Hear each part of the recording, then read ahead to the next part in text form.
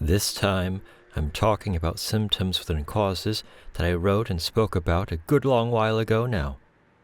And in fact, whole years have passed since I started writing this thing. It's not quite the same situation as last time, where things were all out of order. All out of chronological order, that is. This thing that you're about to listen to is, for me, quite long. I know it will pale in comparison to some of your favorite books, essays, videos, and whatever else. Some people put out hour-long videos every month or so. But it is quite long for me, and has been quite a long experience as well. Longer and longer, older and older. With this personal record length came new challenges.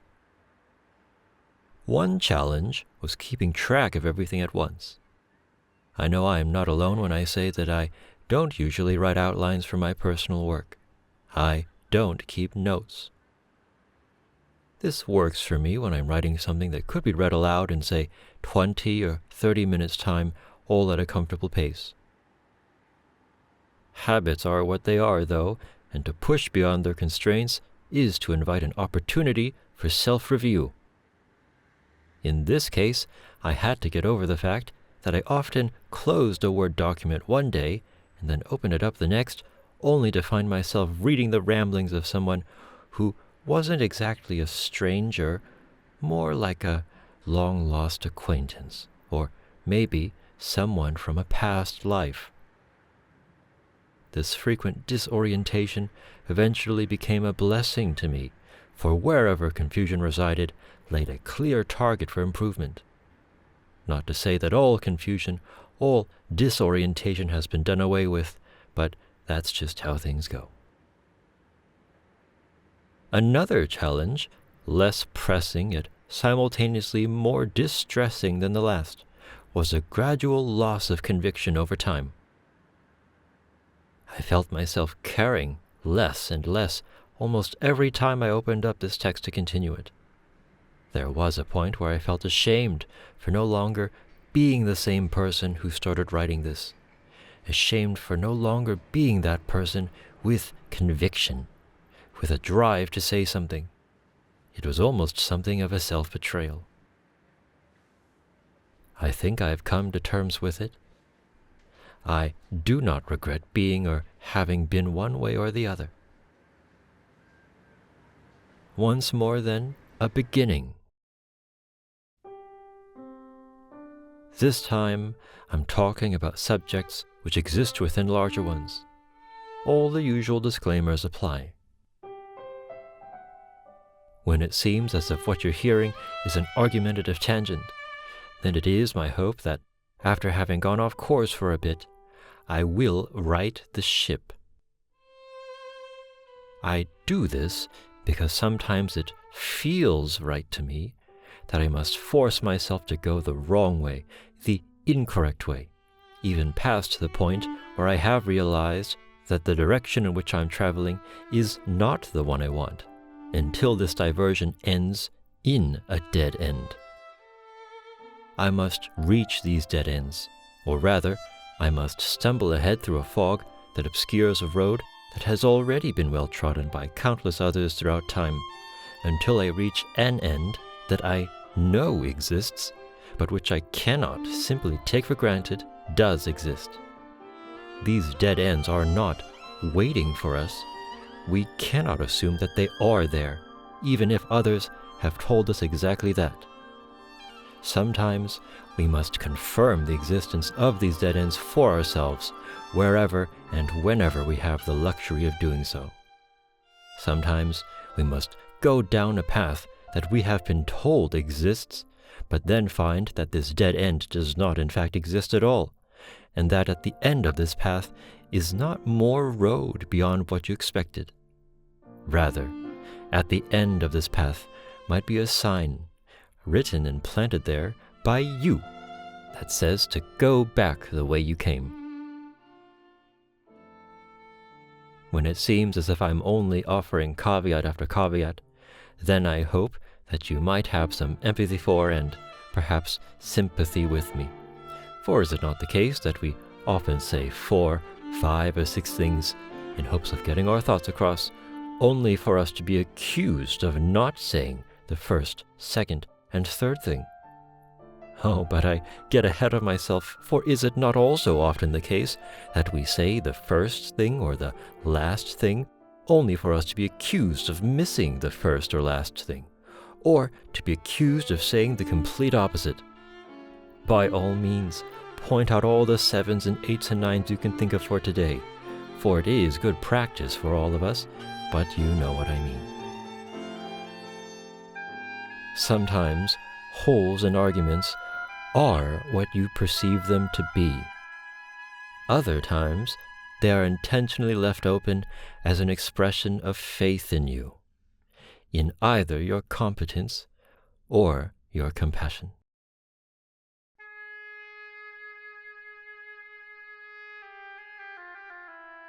And if you allow me this one extended metaphor, almost all of us take it for granted that all numbers are divisible by 1. Number 1. It is such a universal piece of knowledge, one might say, that to utter such a thing might elicit a yes and from someone you're talking to. The obvious question might be, why remind everyone not only of what they already know, but also of something which might seem irrelevant? Well, sometimes it feels as if some people are talking as if such pieces of knowledge not only are incorrect, but also whispers from dream worlds that were planted into your head as reality. When someone questions you in this way, that is, when someone questions you in such a way that makes you question your own sanity and understanding of something which you thought almost everyone knew and understood in a certain way, then sometimes it compels you to ask back, but what do you mean? And I would like to add yet another reminder, perhaps most importantly, that most of us do know that all numbers are divisible by 1, and very much easily done, but very, very few among us, myself excluded, have the capacity, faith, and loyalty to oneself and to others to be able to fully substantiate why this is so. Finally, and as usual, nothing new will be said here, in that the fundamentals of what you will hear about have been experienced and discussed at length by individuals both well known and lost to time. All this is but an exercise for me, one that is long, long overdue, and hopefully edifying. Know that as you proceed.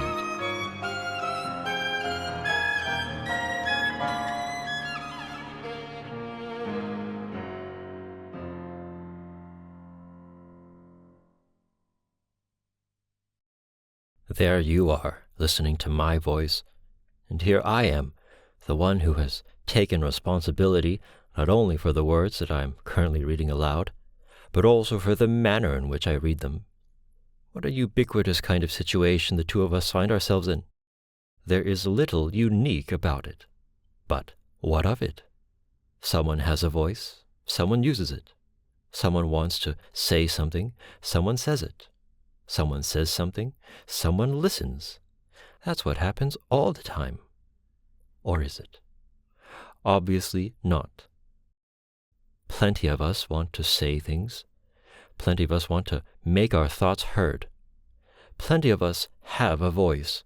And, finally, plenty of us have people who we would like to speak to, and who would lend their ears to us were we to speak our mind to them.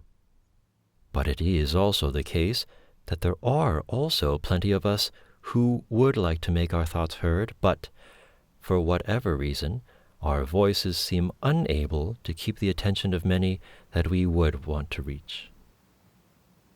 What is it about some voices that draws large audiences and others empty theaters? I am not, to be clear, speaking only about the situation that the two of us again find ourselves in. That is, the relationship between a person who happened to make a video and a person who happens to be listening to that video. I am thinking now about a variety of situations, formal and informal, scripted and unscripted, offline and online, and more. And, to be even more clear, I am not asking why some voices seem to be more attractive than others. It is not a question of attraction in the popular sense of the word. Maybe engrossing would be better. I'm not so sure.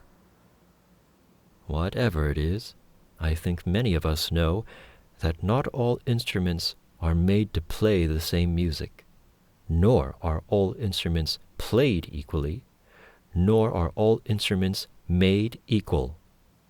Many of us also know, I think, that not all listeners enjoy the same musical pieces, nor do they all enjoy the same versions of pieces, nor are all pieces composed equally, nor are listeners immutable individuals bereft of agency or malleability. But it is that certain things are more engrossing to a larger proportion of people out there, other things less. Similarly, certain voices are more engrossing to a larger proportion of people out there, other voices less. The question of how fair or unfair all of this is. The privileges afforded to one, but not to another. This question is one that I feel strongly about from an emotional point of view, but it is also one that I believe is not worth pursuing solely within some righteous or self-righteous crusade for a more equal or equitable world. The power of a privilege is based primarily not on the characteristics of the privileged individual, but rather on the willingness of others to give way to a privileged individual. That willingness variable from person to person, group to group, and the extent of that giving way determined from the characteristics of that privileged individual. Said in another way, privilege is systemically sustained. The face that opens 1,000 doors in one country might close 1,000 in another. Privilege often brings ruin, and people will always pursue such things as issues to be addressed, perhaps rightly and correctly so, but to do so without certain knowledge and understanding of the self, as it should go without saying, would be self-sabotage. The question of critical listening, what it means to be an individual discerning of ideas. Well, I think that this question is all wrapped up in emotion and pride and resentment and ego and stuff and nonsense. People can and do outwardly admit fault with their abilities to understand what this or that person meant with something or another, but for one, very few are sincere in their sincerity, and for another, they tend to do this only with regards to specific subjects. That is to say, people can only view or create or interpret their own misunderstandings in a way they can understand. This, I trust, you have suffered from, both as a victim and as the perpetrator. People will always claim at least one domain of knowledge to fall under their purview, even if they outwardly state otherwise. They will say such things and then conduct their own righteous or self-righteous crusades against people of different dogmas of understanding. Let me put it this way. If I asked you how much you trusted your fellow person to be a discerning individual, and then I asked them how much they trusted you to be a discerning individual, then that which should not be said in principle would be outed as the truth in practice.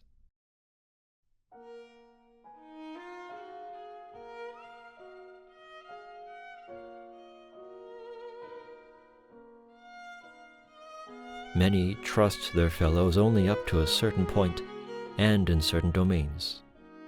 Many carry feelings of superiority in one hand and inferiority in the other. Any who claim this to be the thought experiment of a cynic are not entirely incorrect, but they are probably wrong in the thoughts that compelled them to say such a thing. For today, rather, the questions of privilege and of critical listening will be questions of risk assessment.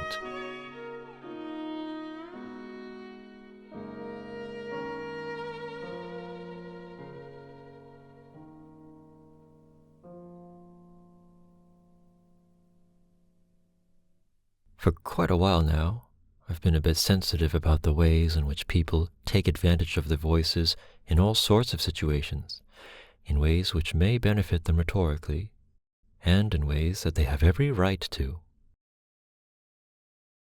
I've also been a bit sensitive about the willingness by which many people, some of whom believe themselves informed about the nature of things like charisma or rhetoric, and often with insincere or hypocritical imitations of self-awareness, sincerity, or critical thinking, well, I've been sensitive about the willingness by which these sorts of individuals choose to fall under the spell of those who are lucky enough to take advantage of their voices.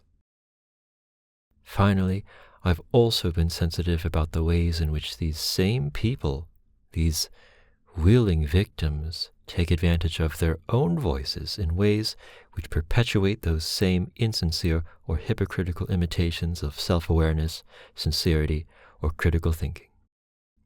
In short, I see people taking advantage of what they have in life. I see people falling for things that they think themselves ready for. And then I also see these same people perpetuating the things they think they're not perpetuating. I used the word lucky earlier regarding those who are lucky enough to take advantage of their voice, because, as with many other things in this world, I do believe there is a great deal of luck involved in how far an individual can take their voice. And I also do believe that such a thought will not be too difficult for you to empathize with.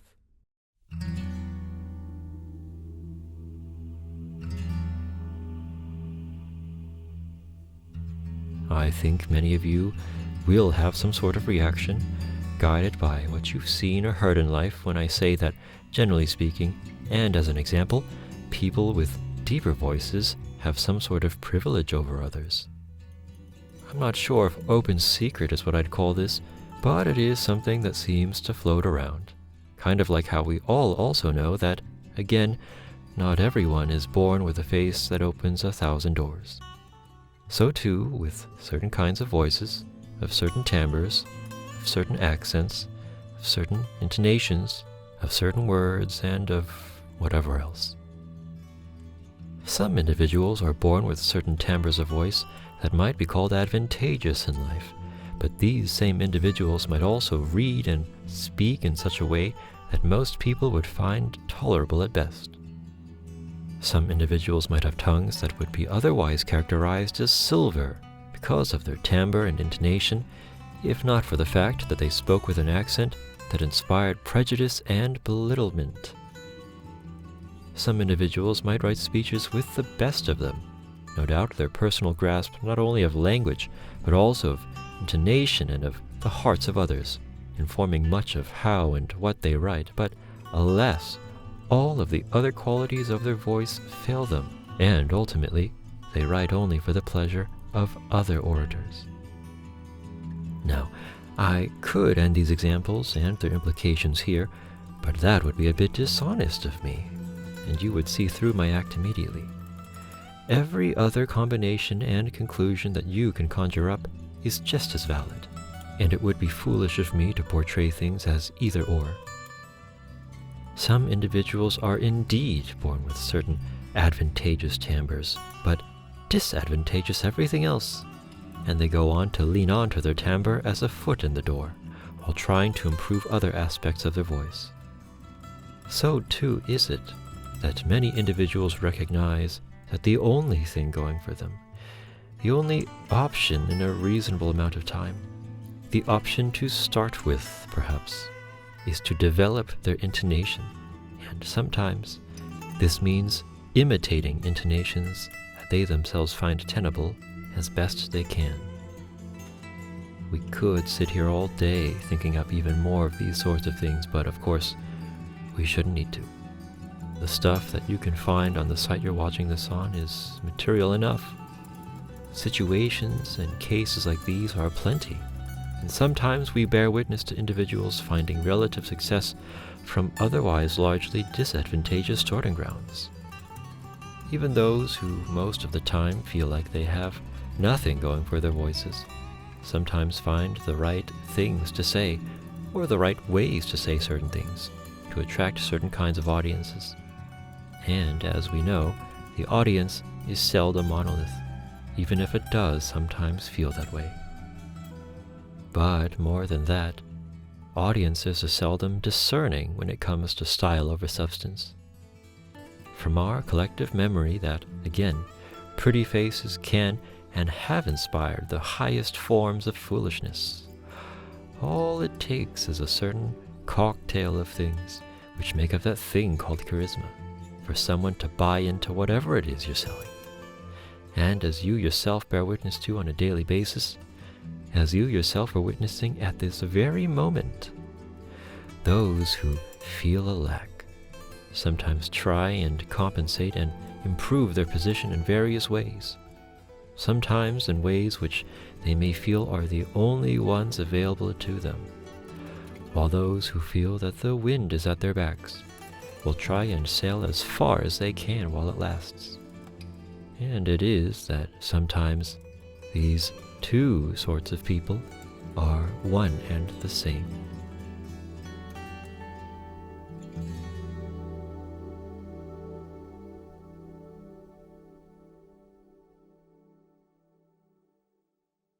I think that everything said so far is clear enough, not least because it is all superficial exposition for the sake of thoroughness.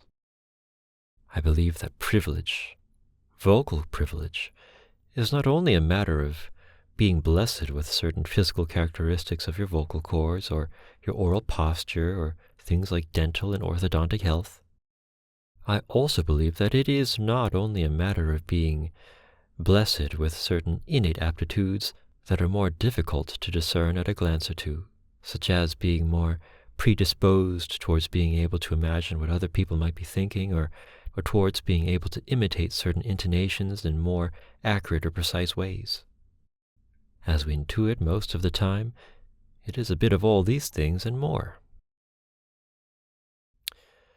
There is something else, however, that I believe is not so clear to all of us, although it may seem at first to be just so.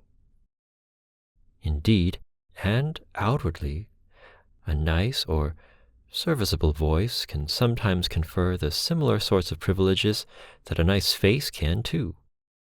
It can open doors that are closed for others. It can hold the ear of a listener who would never otherwise give an earnest minute of their time to you. The privileges conferred by these nice-to-haves seem no different from one another, in the sense that these privileges are all rhetorical in nature. They convince others. It is in this rhetorical nature, however, that we may also find the greatest differentiator between everything else within charisma and the voice. Within this greatest differentiating aspect about the rhetorical nature of the voice, we may also find a few things to think about, not only about the nature of being blessed with a nice voice, or about the nature of trying to speak in such a way that sounds nice, but also about the nature of being an audience to all this, and finally, a reminder about how speakers and listeners are one and the same. I'm sure that you have heard people talking about words like self-importance and conceit and vanity and narcissism before. Perhaps you yourself have uttered them aloud. I am not here to define them. I trust that at the very least you have a feeling for them. Rather, and as usual, I wish to ask our own selves about how well we believe ourselves able to detect these things in others.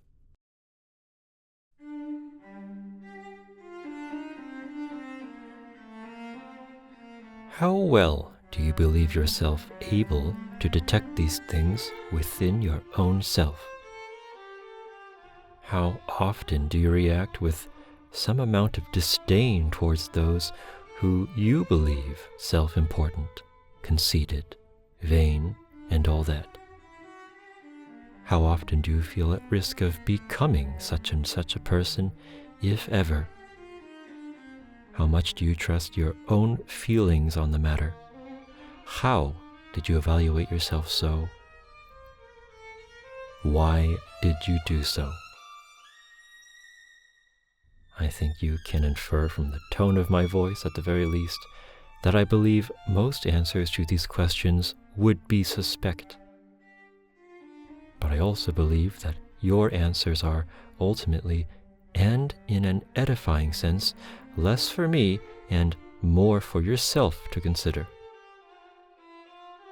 If you found these questions unnecessarily provocative or juvenile in execution and intent, know that I might have thought the same if in your position, and also know that the one who says that they did not find any discomfort with these questions is probably entrenching themselves deeper within bad faith. But also know, finally, that that does not mean that you and I are not also deep in the throes of it as well. No matter how you or I or anyone else would have answered, I think that you and I and plenty of other people share the belief, consciously or not, that most people are not as in tune with themselves as they think they are, and that most people with sin cast stones at will.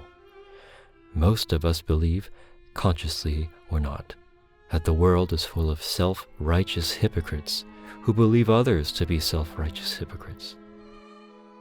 Most of us also believe, again, consciously or not, that we rank among the few who truly are the ones who are relatively without sin, and that because of our relative cleanliness, we have just cause to cast stones whenever we deem it appropriate to do so. Also know, as a final yet open-ended caveat about hypocrisy, that there are those of us who claim to understand that they reside within hypocrisy, and who then marry this claim with an understanding that such a state is wrong and undesirable, yet then make no moves towards righting their behaviors, their intentions, their principles. These sorts of people, rather, used their self-proclaimed self-awareness of their own shortcomings as an escapist alibi.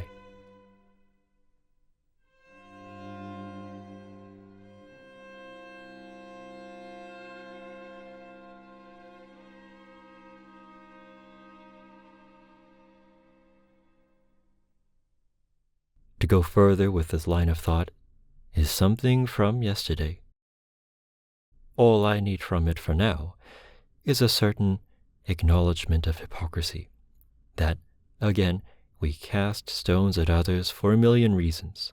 We do all these things, we claim we are enlightened as to our hypocrisy, and believe ourselves inoculated against a disease we created and are already suffering from. As most of you will know all too well, those who say that they do not judge are comrades in arms with those who admit to doing so without hesitation. And also it is that when it comes to the arena of words, wherever they are thought of, written down, or spoken aloud, things often are not what people want, nor what people perceive them to be, nor what people are ready for. I remind ourselves of these and other things that are so often repeated by so many people throughout time, so that we might remember that even those who claim to understand their vulnerabilities, and who then receive some sort of satisfaction from this belief, are often much more vulnerable than they can understand, and that goes for you and me.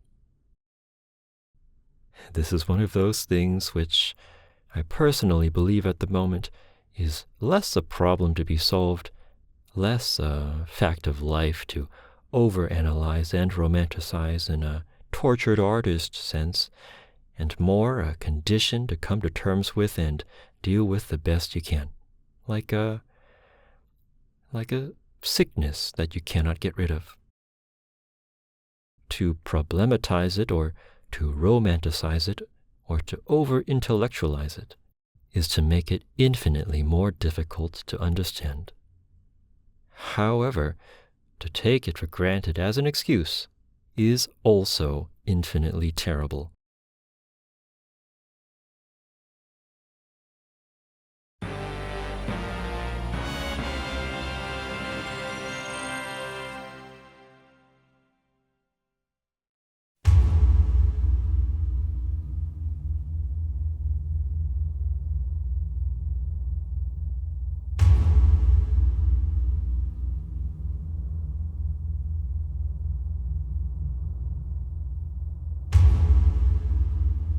It is virtually a truism at this point to say that charisma is dangerous. Friends and family and the history books will and probably already have let you know all too happily. As plenty of other truisms all say, of course, complacency kills, and as we can infinitely iterate from this, the belief that you are relatively safer because you know that complacency kills is, in itself, a grand and comical mistake. And as it goes, it is not that history repeats itself because of the fact that people never study history. It is that even those who have studied history sometimes forget, or rather pretend to forget what they have studied, so that they might shirk the responsibility of action when the times call for action, or something to that effect. With this in mind, out of every other section of this work, this one is the most reminding.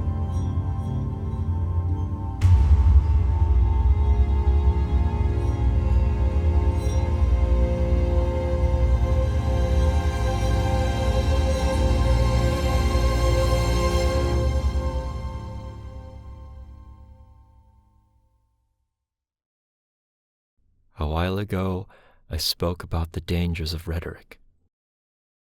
As is common knowledge, these dangers are widely known, and sometimes known to be understood, yet seldom understood. Never was there an age in which it was otherwise. Just earlier, I spoke about the ways in which a voice might or might not be charismatic. The things brought up there are also well known, and often intuitively so. In one sense, there is no need to put these two things together. There's no need to combine what many of us know about the dangers of rhetoric together with what many of us know about vocal charisma, how it manifests, and what it does to people, because most of us will have already been internally and intuitively putting these two things together all of our lives.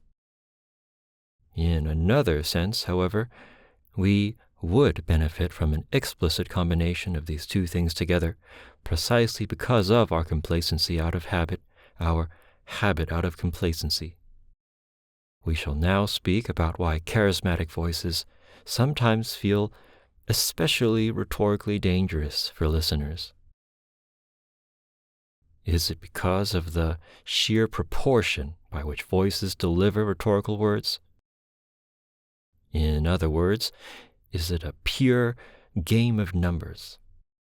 No, I don't think so, although numbers, quantities, metrics, things like that do play a part.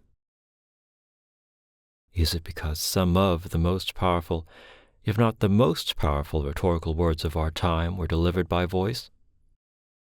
Well, I have no way of knowing if this is true, and even if it were, I still wouldn't think it a useful premise for today. Rather, I feel that the voice has some of the greatest potential to dictate the rhetorical strength of ideas to their greatest potential, because a voice can dress ideas in a honey so sweet and with such relative ease and straightforwardness that other instruments struggle to match. More specifically, I believe that the timbre, intonation, accent, and whatever else that holds sway over the charismatic strength of a voice can make the proportionally largest, most meaningful, and enduring difference towards strengthening the persuasiveness of ideas. Why proportionally? Because, of course, other things are often factored in. An accent associated with the socioeconomically disadvantaged inspires one sort of prejudice. A related yet entirely distinct prejudice erupts from the knowledge that the one speaking with this accent actually belongs to a socioeconomically disadvantaged cohort. Of course, these two things often go hand in hand. Why enduring?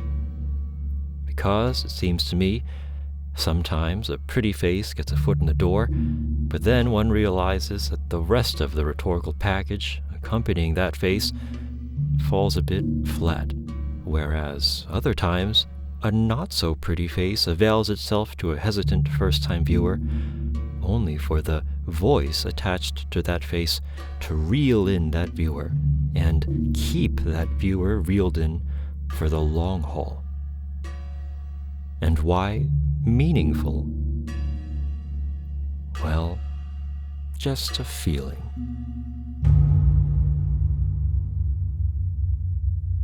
Does this all sound banal to you? Part of me hopes it does, in a sense, for my belief comes from an observation that I think most of us will have witnessed in our lives several times before. I simply wish to stop taking my understanding of the implication of that observation for granted.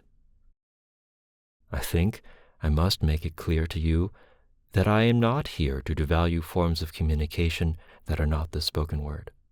I am not here to deny the painting, the photo, the mass assembly, the sit-in, the naval blockade, the social media notification icon, their own rhetorical prowess. Such an act would be senseless violence and self-denial. Remember that I wish to conduct a risk assessment. Assume that many things in life, most things in life, are rhetorically dangerous. Also assume that, in one sense, they are all rhetorically dangerous in different ways and to different degrees. Just the same, different voices pose differing ways and degrees of rhetorical danger. I will start with a limited set of comparisons between the broad categories which are spoken and written words. Why the comparison? For one, their ubiquity. And for another, it seems to me that there are some worthwhile lessons to be found within the rhetorical comparability between spoken and written words.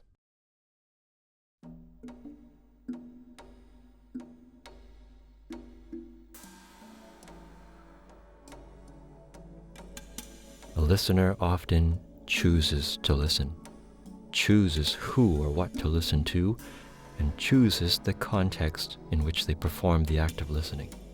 All of which could be said are similar to the ways in which a reader often chooses to read, chooses who or what to read, and chooses the context in which they perform the act of reading.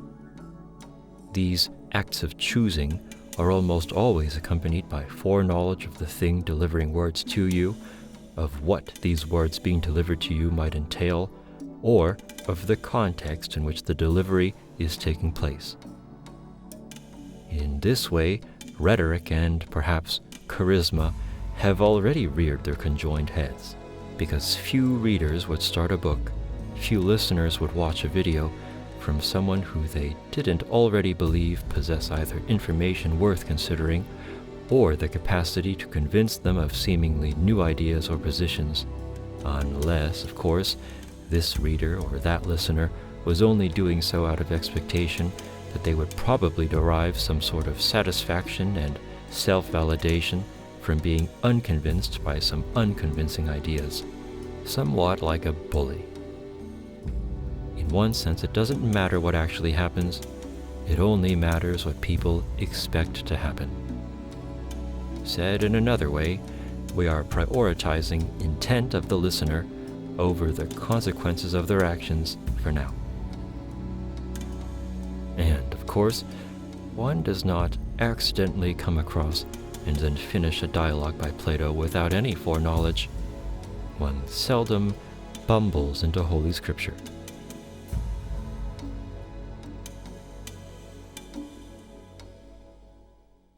That is all I shall say for now on some similarities between written words and spoken words.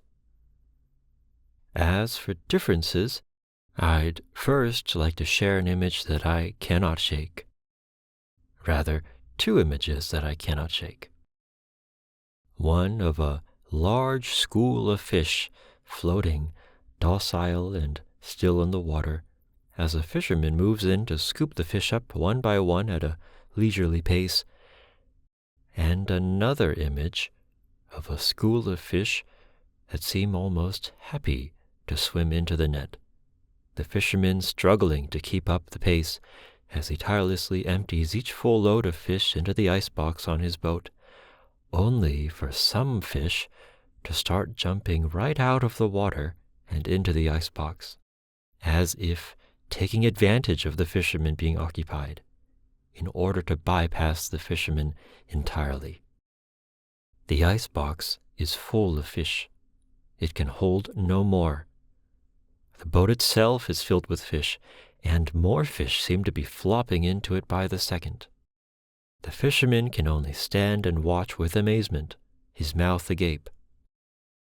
Overwhelmed he is, but also not entirely unhappy with the situation. Written words often wait for you to read them. You can often reread them. You can often mine an interpretation out at a pace which is mostly yours to set, yours to keep. Spoken words are often out to disarm you. Spoken words will often not wait for you to catch up as they deliver themselves to your ears. Sometimes a listener who has control over the flow of words being spoken to them, such as when watching a video on a personal device, will fail to exercise the power of the pause button, even when it might serve their comprehension well to do so. Other times, an individual has little control, or more accurately, is placed in a situation where they feel compelled not to regain control. Rarely will someone interrupt an in-progress lecture, even if the one delivering the lecture encouraged audience members to do so at the onset, in a bid towards amicability. In all sorts of cases, words and ideas pile up into a backlog, starting at the point at which you inevitably lost control of your critical thinking skills, a point that was brought about because you were, perhaps, unable to maintain the rate at which you sifted ideas from words and then judged them, or perhaps because you found certain ideas agreeable and then summarily gave most, if not all of yourself to the speaker, or perhaps because you were dumbstruck not by ideas, but by the speaker themselves, or by some combination of these things.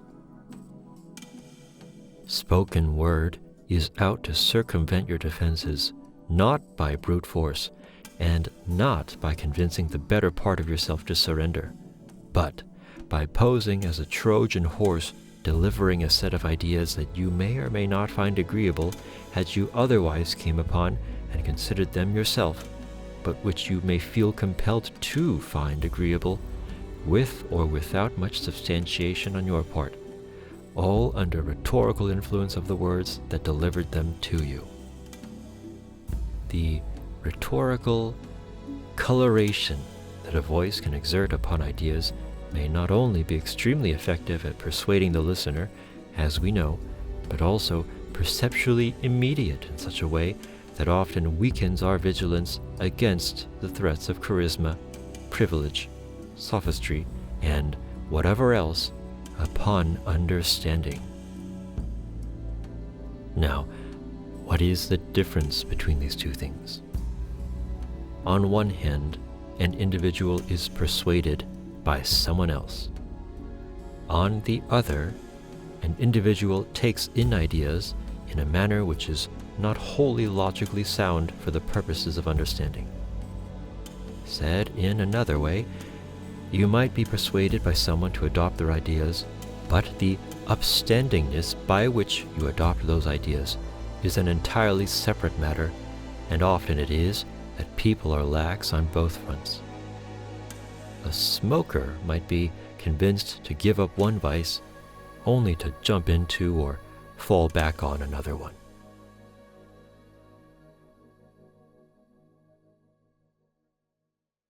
Few have the capacity to be critical towards the words of a charismatic speaker in a dialectical manner. This is one thing. Fewer still can recognize that they, at some point or another during a listening session, have chosen to become seduced by the voice of the one speaking words to them. That is another thing. Even fewer still can recognize that not only have the majority of the guards at the fortress of critical thinking abandoned their posts, but also that these guards have gone to open the gates, all under the influence of the voice. There wasn't even a battle. The enemy approached and was found to be a friendly occupying force. It cannot be called defection because the central authorities willingly consented to it, but it can be called a betrayal of principles. That part of yourself within you that was still lucid enough to recognize the dangers of all of this would regard that other part of you that had readily welcomed the occupying force in as a sort of collaborative administration that had sold the state out in order to retain a semblance of legitimacy, and itself a small partisan holdout.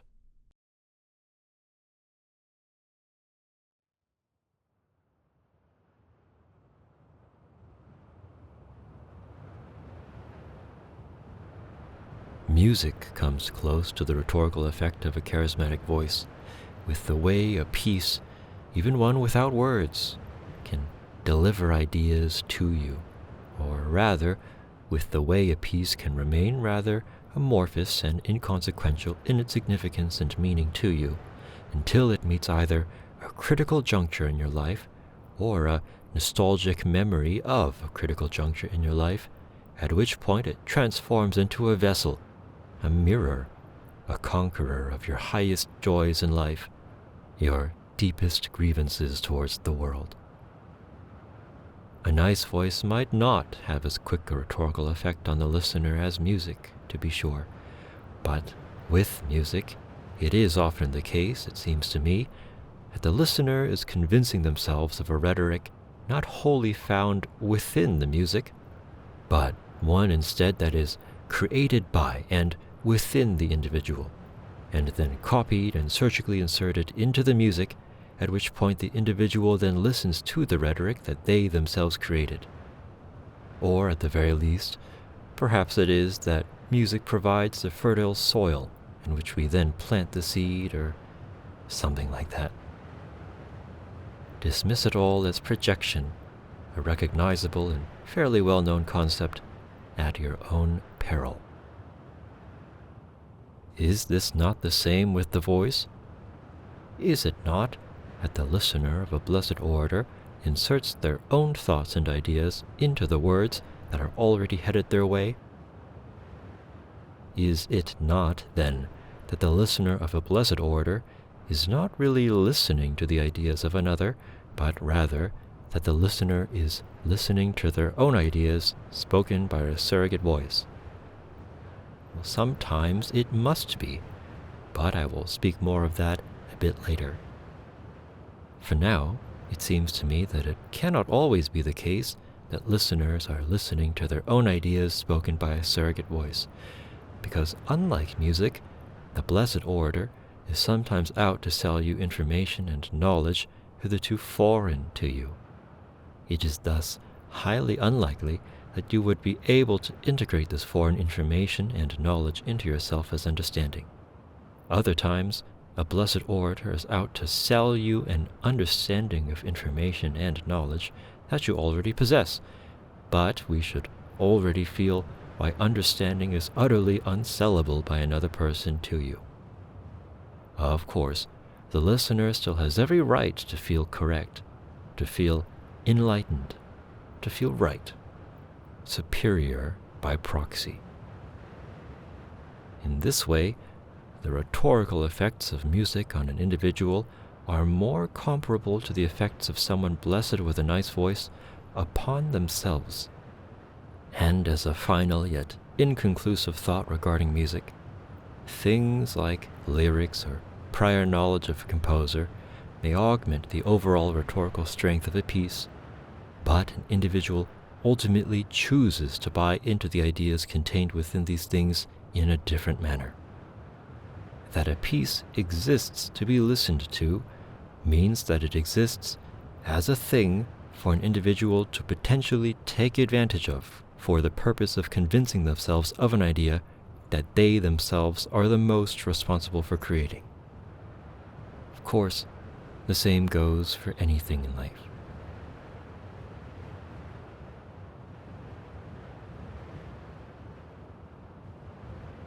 Why is it that we would do such things?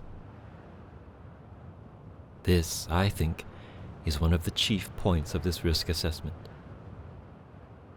Many of you listening to me today, most of us would like to believe that we can critically think.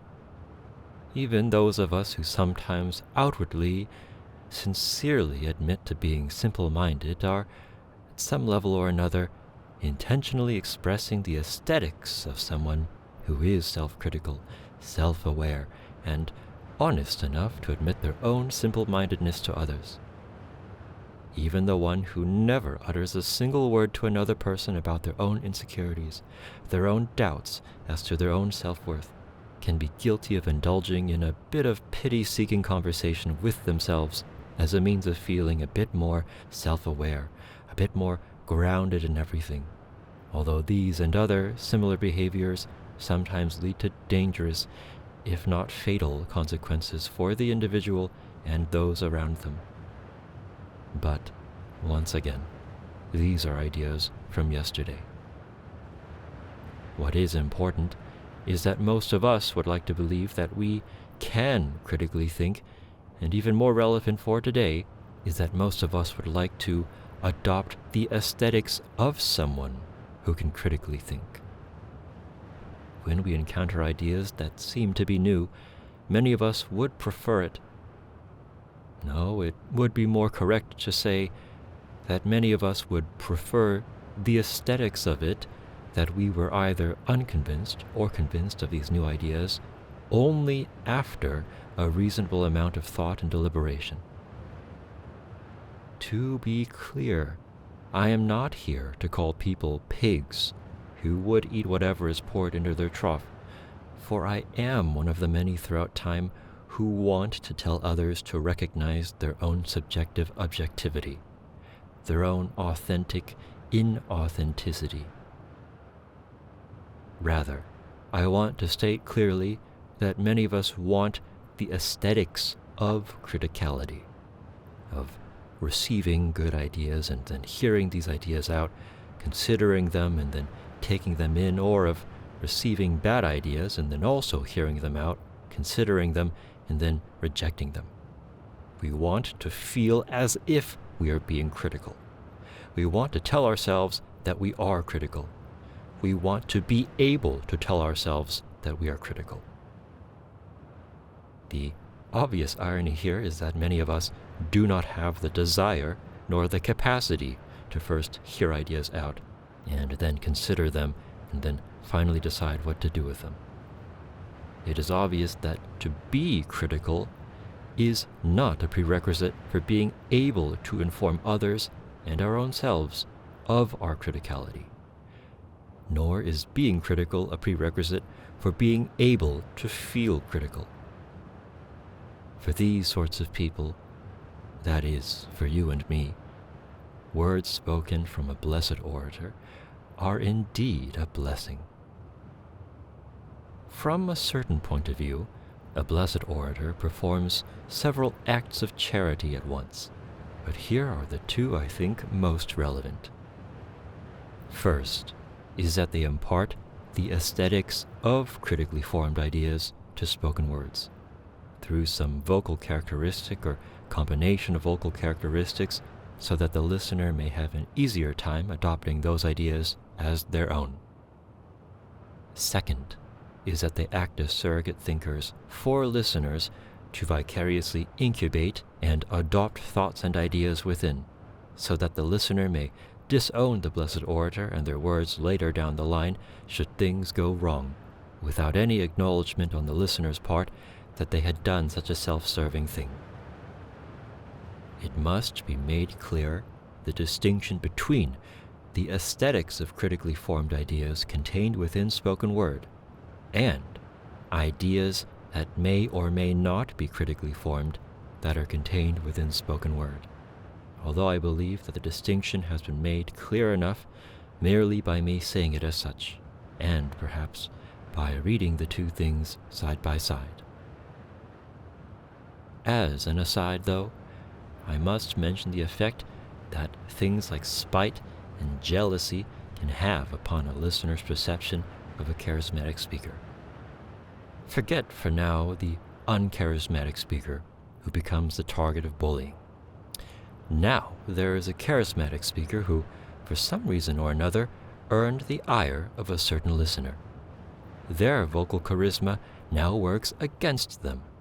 What was once silver is now serpentine. It is proof that this charismatic speaker is yet another Antichrist, another false prophet, leading headless lambs to the slaughter, and that I, yes, I, the one who was self-aware enough to realize all of this and lift the veil, it was I who can now claim this charismatic speaker as a source of satisfaction. Again, this is an aside, a situation that sits decidedly outside of the scope of this thing today, but I felt like I had to mention it to get it out of the way. I write all of this out, I say all of this quite casually, but to me this is the crux of it all.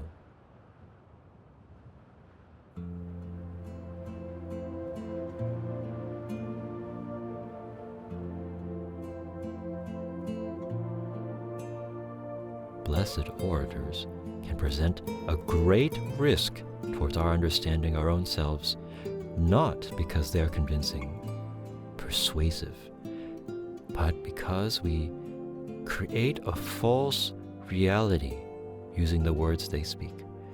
We run away into this false reality.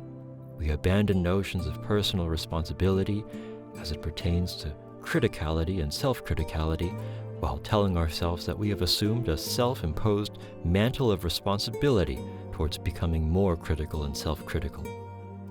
We do not become seduced by blessed orators so much as it is that we choose to become seduced, or we imagine ourselves being seduced by some good ideas. We can live out a dream in which we are discerning. There have been times when people have apparently managed to shake themselves out of this self-induced seduction. I have spoken before about why I do not think such movements are always in the direction of progress. One vice is traded for another, and in the end, the old vice is blamed more than the individual for ever having committed to it at all. Rinse and repeat again and again until the individual finally, hopefully, suffers enough and has the luxury of time and loneliness to make a qualitative leap.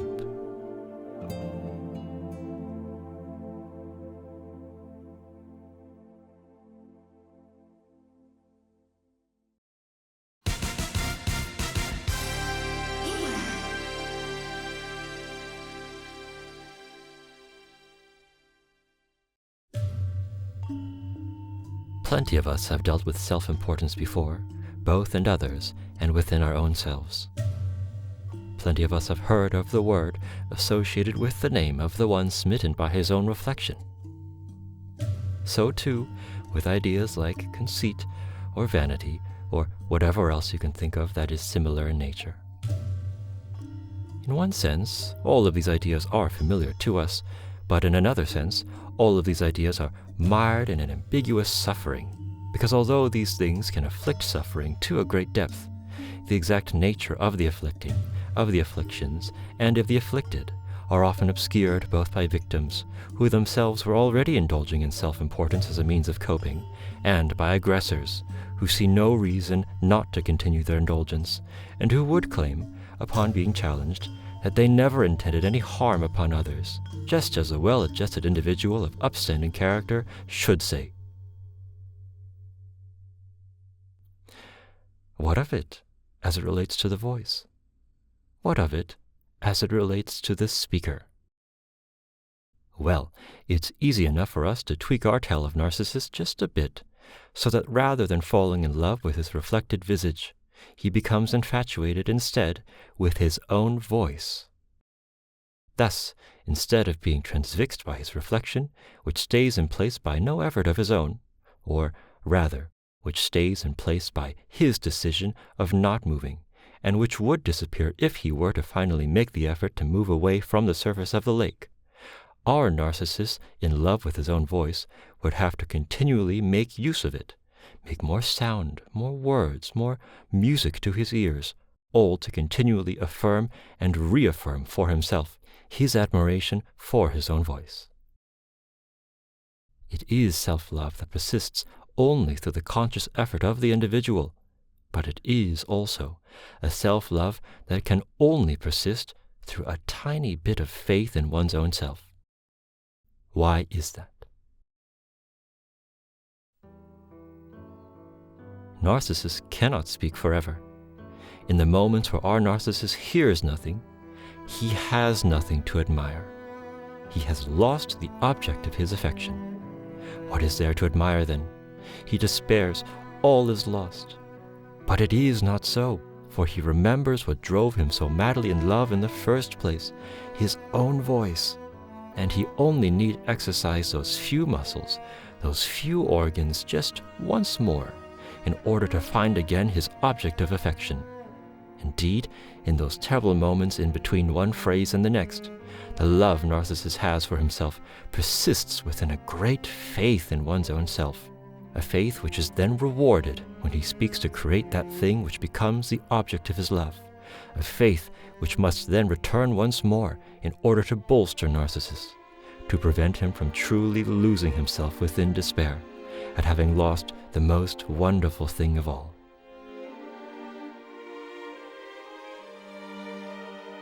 But do you think that Narcissus would more likely say the same things to himself each and every time he wanted to reaffirm his love and reward his faith? Or instead, do you believe that Narcissus would more likely say both different things and the same things differently? What would someone like Narcissus? What would someone who had a bit of Narcissus within them? Would we who all have a bit of Narcissus within ourselves, and that means to be both the admirer and the admired, do we not sometimes want to admire the object of our admiration in various ways and within various contexts, both in reality and in our daydreams? Do we not sometimes wish ourselves not only under the spotlight, but also under several different kinds of spotlights which, when taken together, are able to expose all of the different qualities within ourselves that we deem worth showing off to the world, and thus worth showing off to ourselves? I think you know that I believe the latter. That is, I believe that those of us who are still in the long and terrible honeymoon period in our self-love are more likely to say different things and the same things differently, rather than to try and repeat the same things in the same way. I think only those of us who have exited that honeymoon, but who want in some sort of desperation or delusion or both to recapture the excitement that every fresh relationship brings, the glory days that nostalgia creates. I think only these sorts of people increasingly begin to say the same things and in the same ways. They have already fallen out of self-love. The admirer and the admired are no longer the same person, the latter having expired, the former trying to alchemically produce gold from lead. So too is it that our reconfigured narcissist is one who loves his voice, who must continually reaffirm his love for and faith in his voice by exercising his voice upon himself so that he might never allow himself to drown too deeply in the silence. His love transforms back and forth into and out of faith. And so too is it in our reconfigured tale of Narcissus, the original of which is not widely considered a parable, and yet is often spoken of in parabolic ways, that I find a particular understanding of the particularities of self-importance as it relates to the voice. Because it is that people who are blessed with voices of particular qualities sometimes fall into love with their own voices, and just as with Narcissus, so too is it with them that they find themselves not only speaking once, but over and over again, both different things and the same things differently, in order to reaffirm their love for and faith in their own voice.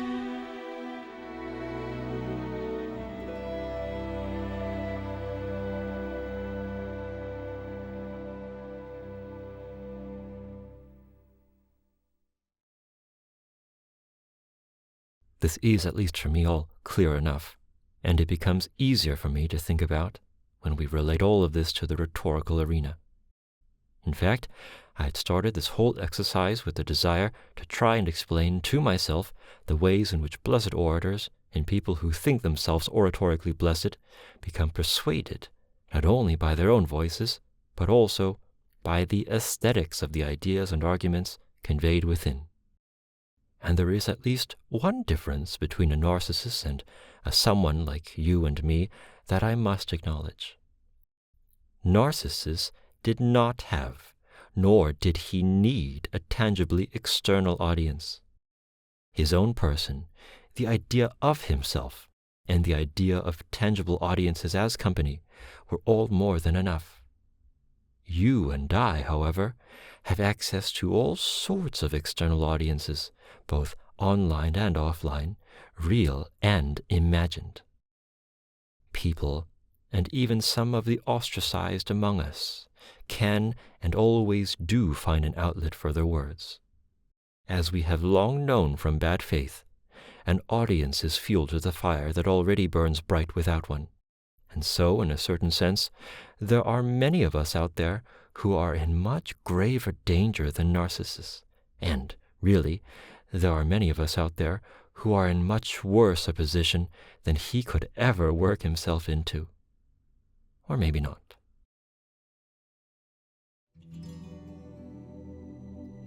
How difficult it is to avoid that vicious cycle that starts when someone believes in themselves in a certain way and in the value of their opinions enough to the point where they also believe it worthwhile developing those opinions and broadcasting them not only to the world, but also back at themselves, so that they might continue to believe in themselves and in the value of their opinions enough, once again, to the point where they believe it worthwhile developing their opinions and broadcasting them to the world and back at themselves. I want to say something I have already said again, very plainly, partially so that I can confirm to myself the whole point of all this. It is seldom about ideas, and I am not just talking about ideas related to what we have been talking about here today. All ideas. It is seldom about ideas.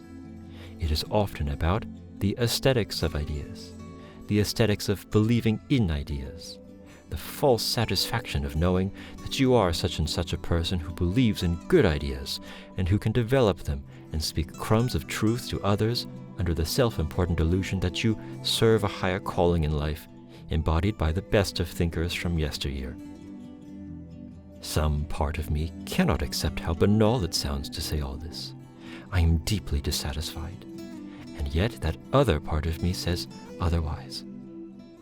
So many people think they've got ideas worth saying to others, based less on the merits of the substantiation behind their ideas, less on the conviction and passion behind their ideas, more because of a twisted belief in themselves as people worth something to some part of the world. To believe, the act of believing, is not twisted. I have that much faith in it. No, it is the belief that is twisted. Where did that belief come from? Where did that self-love come from? Not entirely from within. No one likes anything. No one falls in love without a standard of reference to inform their love, so to speak. For one to want a picture-perfect life, one must have seen that picture in the first place. And who exactly was the one who produced that picture? Or, more precisely, who was the one who showed that picture to them? It was said that all the world is stage, but certainly, and do not forget, that all the world is theater seating as well. Audiences have responsibilities too.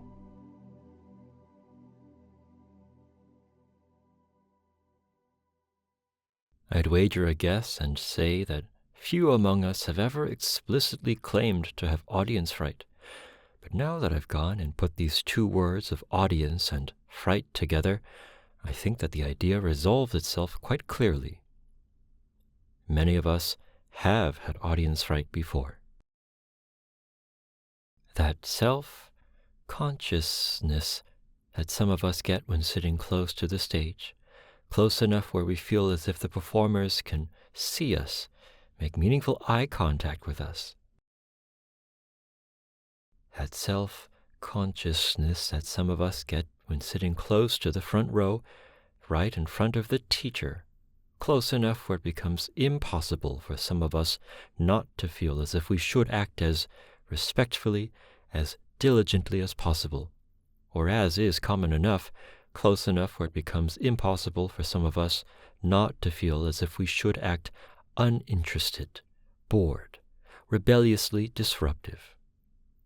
That feeling I am sure many have felt, as if the act of sitting down in a classroom is like the act of getting up on stage.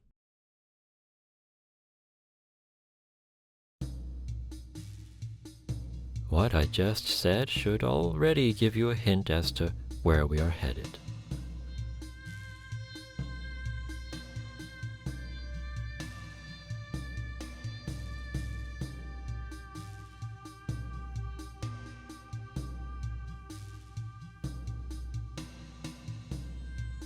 Some people say that they overcame their stage fright by working on the issues within themselves that gave them stage fright in the first place. Other people say that they overcame their stage fright not really through self-improvement, but rather by altering their perception of the audience. By my estimates, the latter path lies closer to the fundamentals, because the former is really just a means towards the latter. What I mean by that is that in the way that self-doubt and self-confidence are both predicated on knowledge of the other, overcoming stage fright is less a matter of changing yourself for yourself, more a matter of changing yourself in the name of others, a matter of thinking that you've tricked yourself into temporarily belittling the audience to the point where their influence no longer debilitates you into a state of inability. Why does the audience influence us so? Partially because they are one and the same with the other, and partially because we feel a certain externally influenced, self-imposed responsibility towards them. Why do we feel responsible? Many reasons, one of which is this. Few among us, if we can help it, go out in life with an unconditional preference for being disliked, either by others or by ourselves.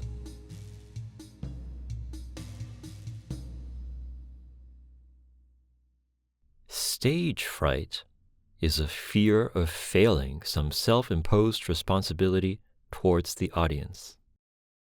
That audience might be external internal, or some mixture of both.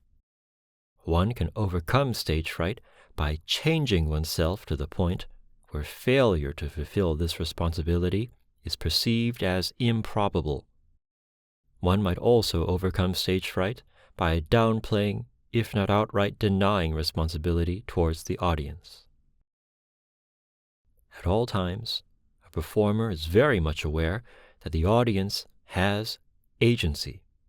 Audiences grow and dwindle, come and go for a variety of reasons, both under and outside of the performer's control. These ebbs and flows point towards a general state that performers are ultimately subordinate to audiences. Even artists who say that they practice their craft mostly for themselves, whatever that means, and even those who perform for an audience of one, that is, themselves. A performer might love their audience. A performer might fear their audience. A performer might hate their audience. Let it never be said, however, that a performer undertakes a course of action that is not in the name of an audience. I think that all this should be clear enough, given that we are all performers, or rather, we play roles and role-play, each and every single one of us, role-playing day in and day out, not only for others, but also for ourselves.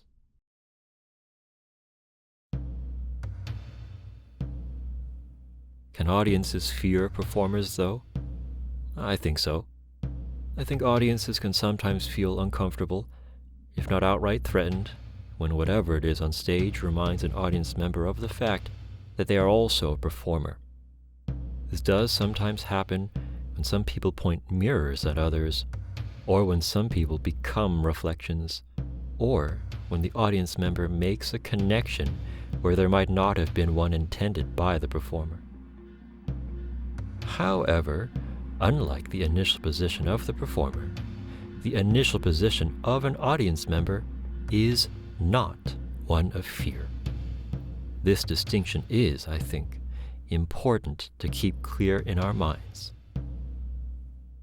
The initial position of fear from a performer towards audiences, and the relative lack of fear from audiences towards a performer, means that, generally speaking, and in relative frequency, one group makes demands, the other mere requests, so to speak.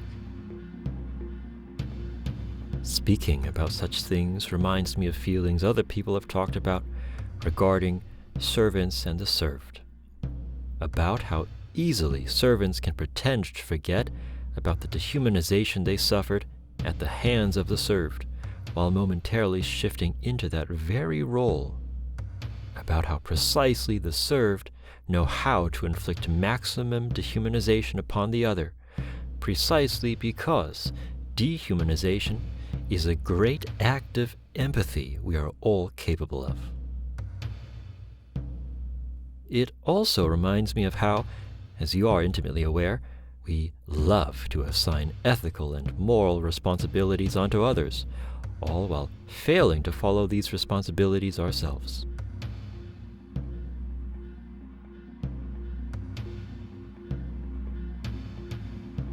That individuals often like to assign ethical and moral responsibilities onto others, all while failing to follow those responsibilities themselves, is one thing.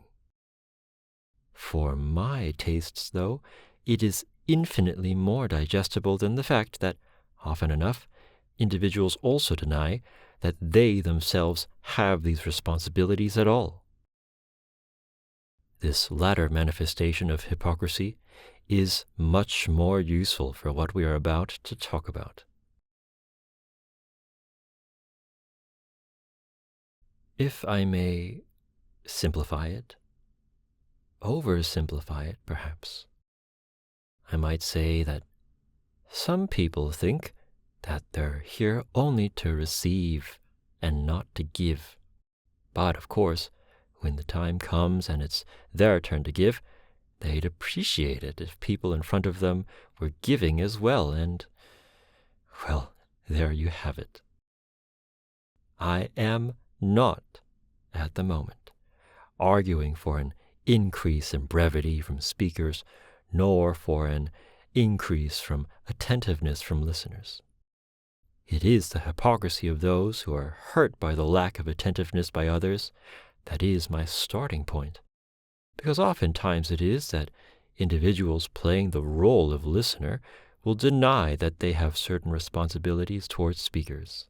This denial of theirs often made during the act of listening, and these responsibilities denied, the very same ones that they themselves would appreciate being on the receiving end of, come their time up on stage. More importantly for today, however, is that these individuals also pretend to forget that by merely participating as an audience member in the first place, they have given something to the performer. They have made a moral statement. That is to say, someone rejects the responsibility of doing something while pretending to forget that they cannot not do that thing. It is on the transitive fact that speakers are fully aware of the forgetfulness pretended by the audience that this risk assessment resumes course.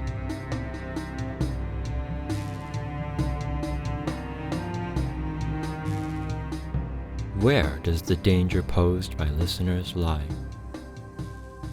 Not only in the sense that they are fuel to the fire.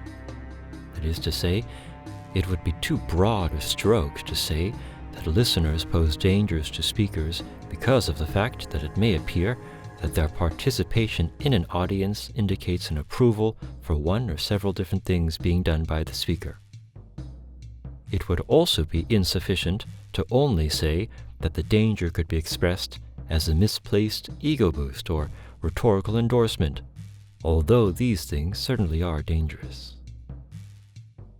To be more precise, the danger lies in the marrying of the two, in the conflation between having good ideas and being a good person.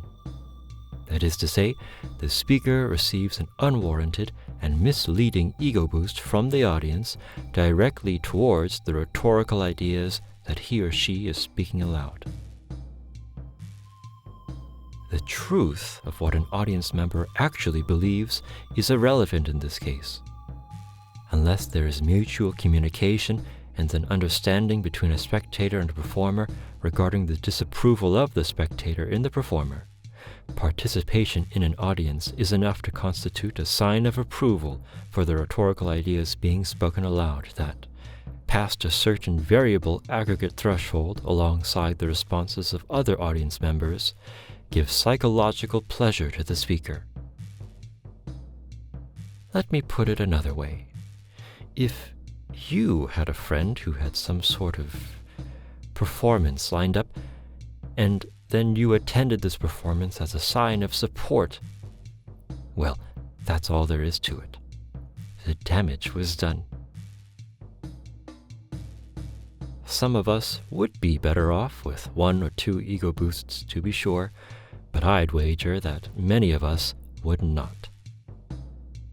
Many of us would be better off weaning ourselves off of the milk fed to us in adolescence that told us not only that we deserve love and self-love in exchange for little to no effort, but also that we deserve love and self-love for our malice and dysfunction. Many of us would also be better off weaning ourselves off of a milk produced within our own bodies in defensive response towards a lack of love and self-love in adolescence, for the abyss of a self-pity party is also very much real.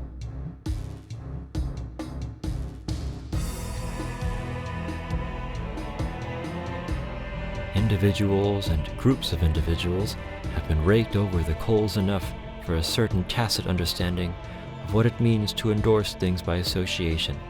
So I say again that an individual's participation in an audience is not necessarily an individual's approval for the one on stage.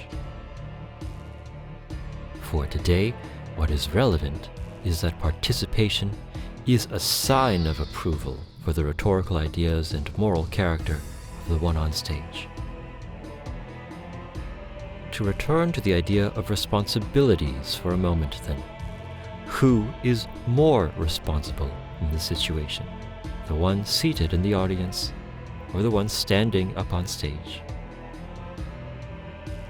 I hope by now that this question will feel moot to you, not because I believe that questions of responsibility or blameworthiness are not worth asking, but rather because the question itself is a non-starter.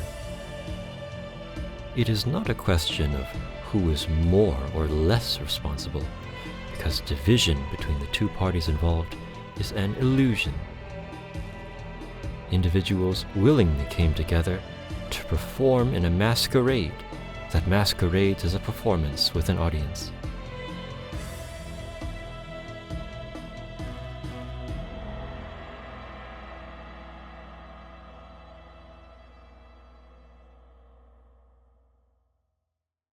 That audiences are fuel to the fire, we have already said.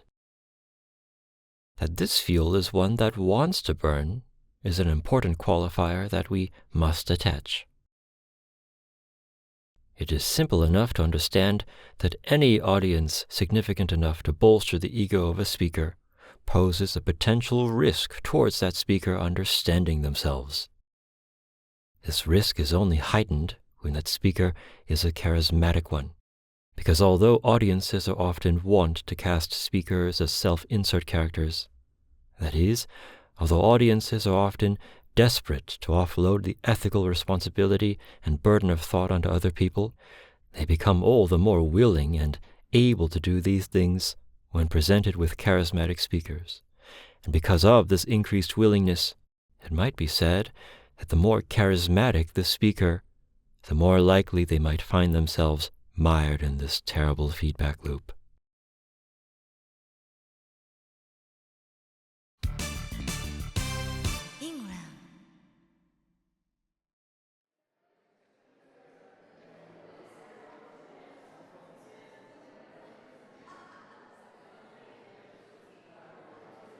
By now, perhaps you have already felt for some time that we have been repeatedly coming up against the limits of directing our spotlight at one side of the theater at a time, illuminating either the seating in relation to the stage or the stage in relation to seating.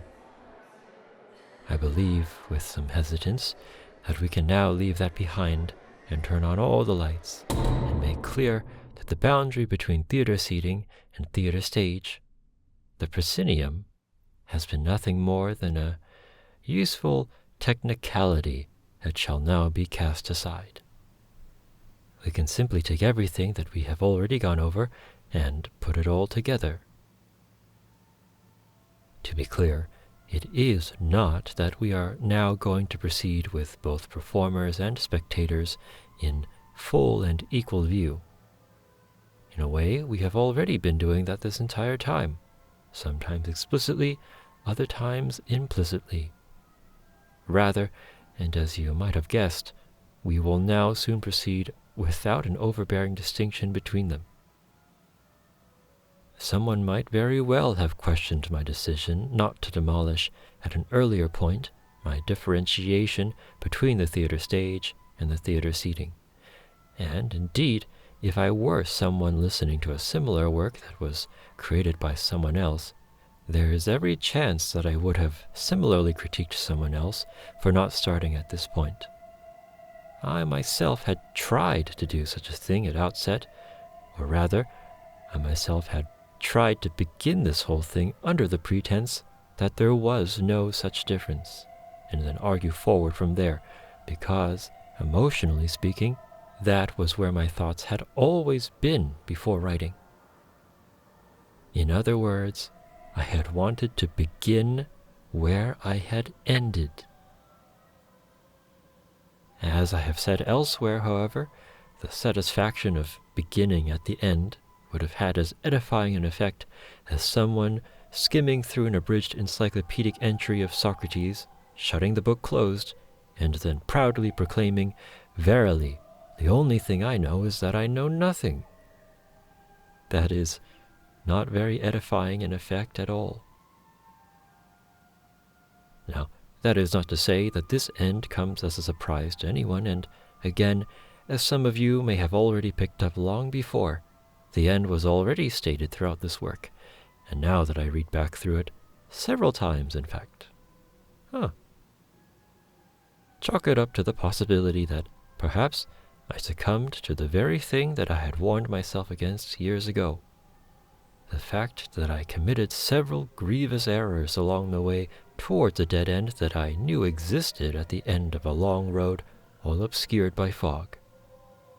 I said at the beginning that I must confirm the existence of these dead ends, even if I know that they exist, by walking down those long and foggy roads myself. But, of course, one must always wonder if they had not instead trailblazed a path of their own making in an effort to reach a dead end that itself was self-imagined. The fogginess of that road in front of you should be evidence enough that that dead end, that conclusion that you know to be true, is not yet understood to be true.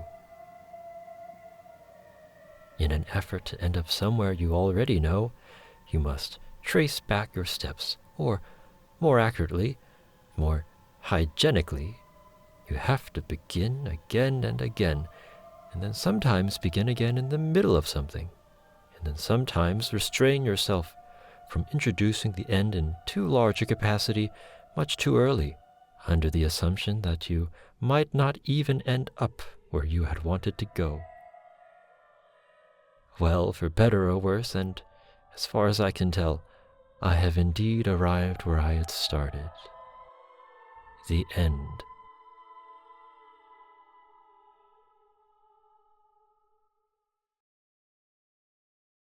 I say again, individuals willingly gather together to perform in a masquerade that masquerades as a performance with an audience. That is, the individual who happens to be physically seated in the audience, and the individual who happens to be physically standing up on stage, are both simultaneously performing and spectating the same production. And just as with a masquerade ball, attendees willingly indulge in the pretended suspension of certain disbeliefs and in the putting on of certain masks. Such a view of the interactions between people applies to many things you and I witness in day-to-day life. The situation we have been discussing today is simply one of those sorts of situations, in which the individuals involved pretend to forget that they have willingly put on this production. They pretend to forget that the individuals on the opposite side of the proscenium are not meaningfully distinct from themselves, although, unlike with a masquerade ball, in which the conceit is ostensibly maintained at and for the pleasure of its attendees, the conceit of a performance involving a speaker and their audience is sometimes maintained with considerable outward and inward anguish. What can individuals gain from such arrangements? This I restate now. Individuals who don the mask of performer can receive signs of rhetorical approval from the individuals who donned the mask of audience member. These signs of rhetorical approval are then conflated with a self-congratulatory feeling of moral upstandingness. Individuals who don the mask of audience member make use of the intellectual surrogacy offered up by the individual who donned the mask of performer. These surrogacy services give masked audience members a means towards similar rhetorical approval and then self-judged moral upstandingness by way of conflation. That this arrangement is mutually seductive only heightens the rhetorical risk and subsequent moral conflation. But here I must pause. I gave this work the conceit of a risk assessment. The word risk is most often invoked with a sense of chance or possibility, and this I have done as well so far, in a sense. In another sense, however, it makes no sense to use the word. because what I am talking about is not an increased or decreased risk, an increased or decreased possibility of something psychologically damaging happening.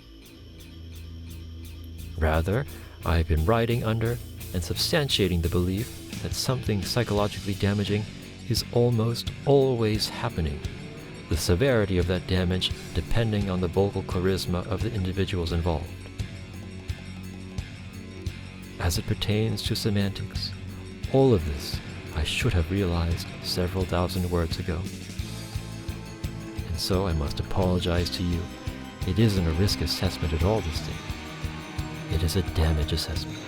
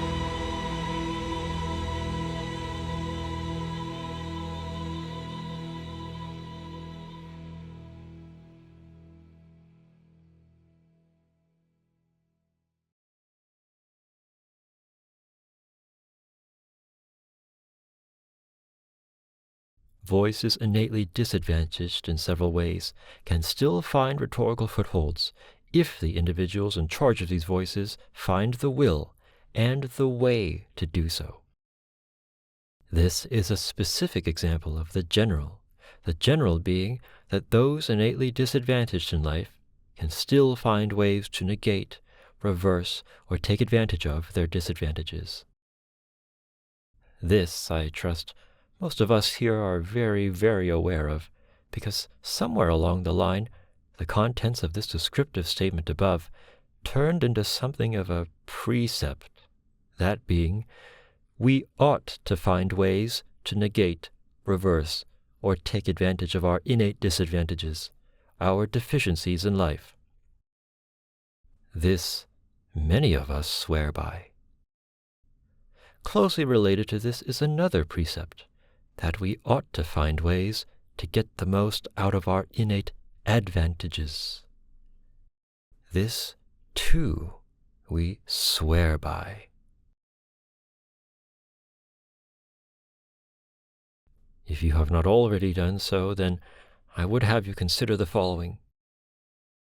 I am a man. I have a deep voice. I intonate in such a way which suggests an innate aptitude towards hearing and then imitating what I heard, towards controlling the way I intonate, which is distinct from that of most other people you hear.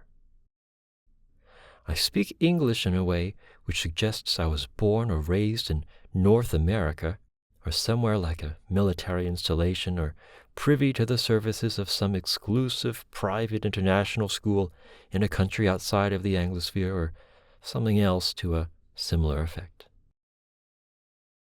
I did not choose to be born with these vocal qualities, nor did I choose to be born under these auspices, and yet they grant me and my voice a power that other individuals, even through years of vocal training, through physically intensive and potentially expensive invasive surgery, could never, ever obtain. Are there people out there who are granted even greater powers than mine as a result of their lot at birth? Of course. There shall always be those who were given a better lot at birth. It goes without question that there are voices better than mine in every way, and certainly there are qualities to my voice which frustrate me to no end, qualities which certainly hurt my image more than they help it. A pointless line of thought, if there ever was one, but here's one that is not. Where do we draw the line regarding equity? This question permeates everything we do in life. Some of us often feel that we get the short end of one stick or another. Some of us champion equity as a thing to increase. Some of us demand more of it, so that we might benefit from the consequences of its increase and proliferation. And no one, ourselves included, can both answer the question satisfactorily and then live up to the dictates of their answer in good order. The disadvantaged among us are sometimes raised up by the words of the advantaged in one moment, and then cast aside by their action at the next, all with but a momentary shudder of guilt. This sort of hypocrisy surpasses that of the other sorts I have mentioned earlier. For some reason it sometimes disgusts me. It is disgusting. It seems so easy for people around me to hand-wave it away. We're all dealt different hands in life, but it's up to us how to play them, and all that. These sorts of aphorisms might be substantiated enough for certain individuals, but what is the reality that you and I share? Most hide themselves behind these aphorisms without even trying to live up to them in any upstanding way. This lack of upstandingness comes from the acts of taking advantage of one's own hand in one breath, decrying the incompetence of those who are dealt worse in the next, and then championing equity in a third. The straightforward answer to all this would be to recognize that which I am sure a few of you have been salivating at for a good while now. That is, many of us who outwardly claim to champion equity when it comes to uplifting others, inwardly don't, and that for these same individuals, that is, ourselves, when it comes to lifting our own selves up to the level of other individuals, or when it comes to bringing those other individuals down to our level, usually might we then want a bit more equity, a bit more fairness, a bit more justice in the world. I do agree with this if the operative word is many. Most, then I am not so sure. Recall this, how fair or unfair all this is. The privileges afforded to one, but not to another.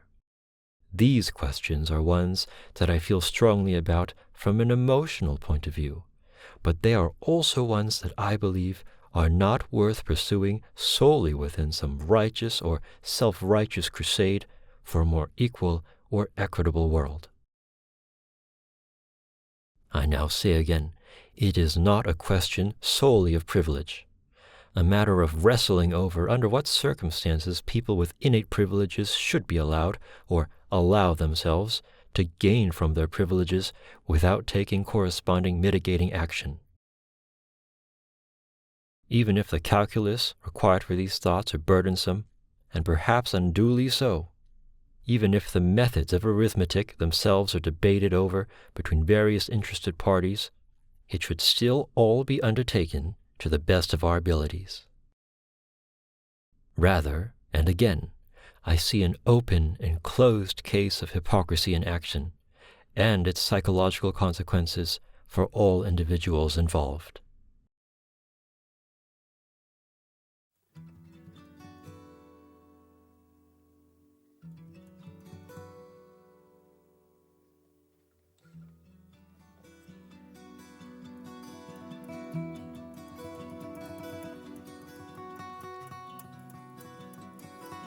Perhaps you might understand by now just a bit of why I am so hesitant about not exercising my privilege, about why this entire thing about vocal charisma and privilege and rhetorical risk and danger and damage exists in the first place. It goes without saying that we have all borne witness to abuses of power and privilege, and I say that it cannot be said that any of these abuses could have been undertaken in ignorance, for ignorance has now become an unintended euphemism for pretended forgetfulness. It should also go without saying that many of us have also borne witness to abuses of power and privilege that came about largely because of powers or privileges that were shared between the one abusing and the one who bore third-party witness to the abuse. I am one such person. I have been a witness, a bystander. To have not said much, to have not spoken up in defense of others at many critical moments makes me complicit, a collaborator. To have used my powers makes me an aggressor, the occupying force.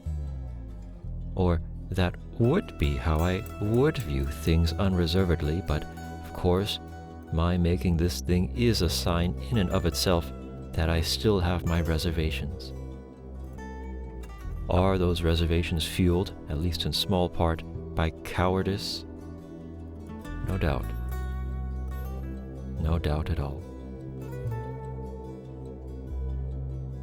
A friend once said to me that I shouldn't be afraid of failure when making things like these, but in this case, well, it's not that I'm afraid of failure in the sense that he was thinking of, a sort of failure that comes as a result of a general incompetence, a lack of thoroughness, a lack of care, conviction, and all that. Rather, I am more afraid of moral failure, at being a moral failure brought about by hypocrisy. That hypocrisy encompasses a few things not hitherto mentioned: making factual errors, errors in logic, argumentative fallacies, errors of translation, insufficient context, and the like.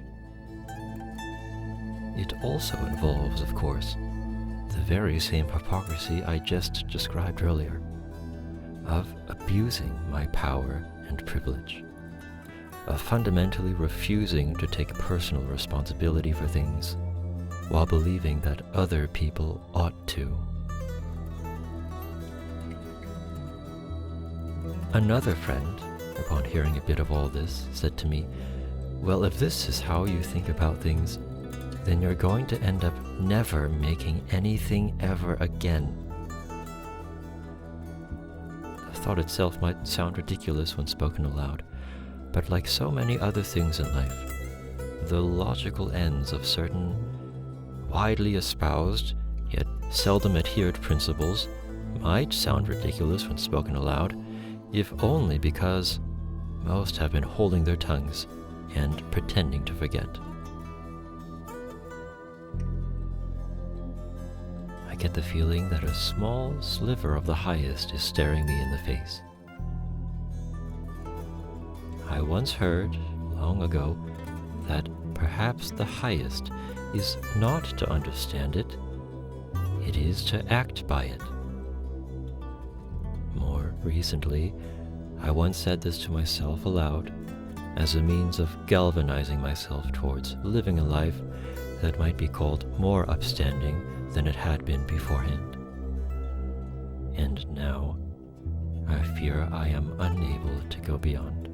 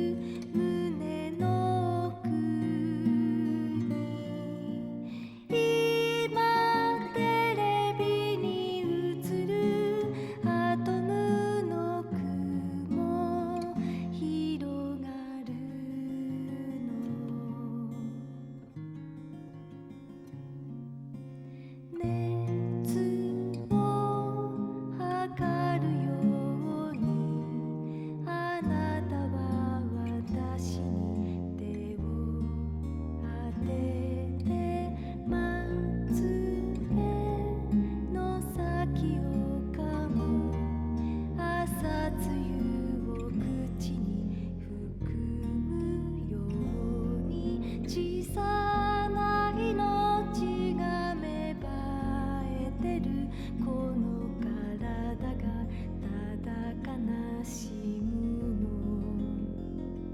テーブルにはコーヒー他に何にもないこんな朝に何を残せばいいそっと二人抱き合うけど目覚める街の隅で鳥は今日も泣いている